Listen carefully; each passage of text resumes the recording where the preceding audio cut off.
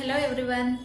ಇವತ್ತು ನಾನು ಈ ವಿಡಿಯೋದಲ್ಲಿ 1 ಇಂಚ್ ಸ್ಕೇಲ್ನ ಯಾವ ಥರ ರೀಡ್ ಮಾಡೋದು ಅಂತ ನಿಮಗೆ ತೋರಿಸ್ಕೊಡ್ತೀನಿ. 1 ಇಂಚ್ ಇಯರ್ ಟು ಇಯರ್ ಯಾವ ಥರ ರೀಡ್ ಮಾಡಬೇಕು ಅಂತ ನಾನು ಈ ವಿಡಿಯೋದಲ್ಲಿ ನಿಮಗೆ ತೋರಿಸ್ಕೊಡ್ತೀನಿ.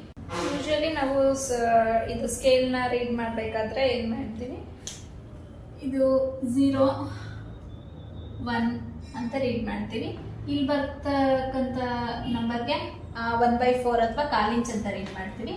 ಮಿಡಲಲ್ಲಿ 1/2 ಅಥವಾ 1/2 ಇಂಚ್ ಅಂತ ರೀಡ್ ಮಾಡ್ತೀವಿ. 3/4 ಅಥವಾ 3/4 ಇಂಚ್ ಅಂತ ರೀಡ್ ಮಾಡ್ತೀವಿ. ಇಲ್ಲಿ ಬರ್ತಕ್ಕಂಥ ಲೈನ್ನ ಯೂಶಲಿ ಯಾರು ರೀಡ್ ಮಾಡೋದೇ ಇಲ್ಲ.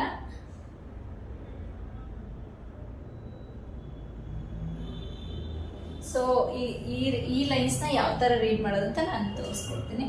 0 ಆದ್ಮೇಲೆ ಬರ್ತಕ್ಕಂಥ ಲೈನ್ಗೆ ನಾವು ಯಾವ ಥರ ರೀಡ್ ಮಾಡ್ತೀವಿ ಅಂದರೆ 1/16. ಅದಾದ್ಮೇಲೆ ಬರ್ತಕ್ಕಂಥ ಲೈನ್ಗೆ 1/8, ದೆನ್ 3/16, 5/16, 3/8, 7/16, then 1/2 inch,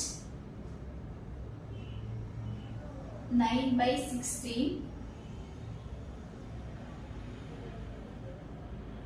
5/8,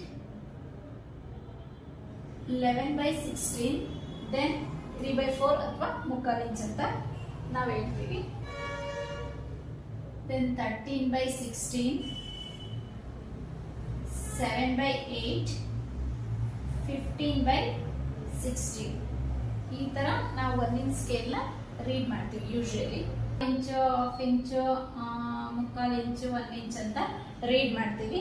ಅದಾದ್ಮೇಲೆ ಈ ಪಾಯಿಂಟ್ಸ್ ಏನೇ ಬಂದರೂ ನಾವು ರೀಡ್ ಮಾಡೋಕೆ ಹೋಗೋದಿಲ್ಲ, ಕನ್ಸಿಡರ್ ಕೂಡ ಮಾಡಲ್ಲ. ಸೊ ಅಪ್ರಾಕ್ಸಿಮೇಟ್ ಏನು ಪಾಯಿಂಟ್ ಬರುತ್ತೆ ಅದನ್ನ ನಾವು ಮೆಜರ್ಮೆಂಟ್ ತಗೊಂಡು ಡ್ರಾಫ್ಟಿಂಗ್, ಕಟಿಂಗ್, ಸ್ಟಿಚಿಂಗ್ನ ಮಾಡೋದ್ರಿಂದ ನಮ್ದು ಏನೇ ವರ್ಕ್ ಇರ್ಬೋದು ತುಂಬ ನೀಟಾಗಿ ಫಿನಿಶಿಂಗ್ ಬರುತ್ತೆ.